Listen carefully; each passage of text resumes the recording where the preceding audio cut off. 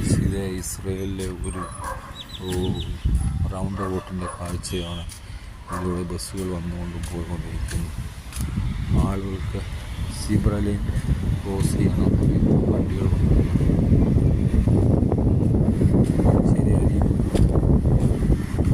ഇവിടെ കാണുന്ന പൂക്കളും ഉള്ള ഒരു റൗണ്ട് അബൌട്ടാണിത്.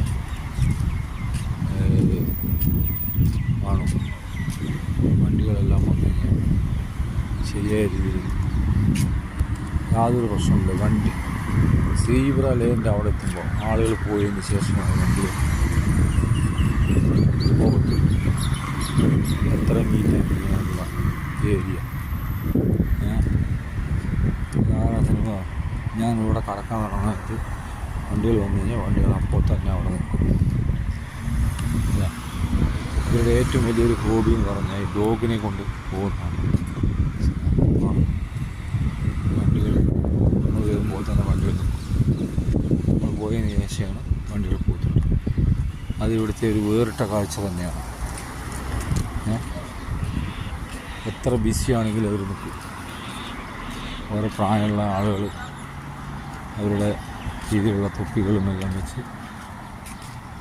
അവർ ഓരോരുത്തരും യാത്ര ചെയ്യുക. പൂച്ചകളെ കാണും. പൂച്ചകൾക്ക് ഭക്ഷണം കൊടുക്കാൻ വേണ്ടിയിട്ട് ഒരാൾ വരും. അതിനു വേണ്ടി ഭക്ഷണത്തിന് വേണ്ടി കാത്തു നിൽക്കുന്ന പൂച്ചകൾ. ഇതാണ് ബിൽഡിംഗ് സമുച്ചയങ്ങൾ. ഇത് മൽക്കിസ്രയേൽ പറയുന്ന സ്ഥലമാണ്. കാണും കാറുകൾ. എല്ലാവരും ജോലിയെല്ലാം കഴിഞ്ഞ്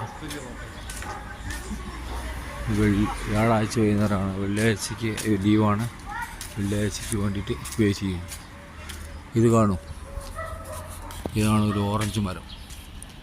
ഓറഞ്ചെല്ലാം കാച്ചു നിൽക്കുന്നുണ്ട്.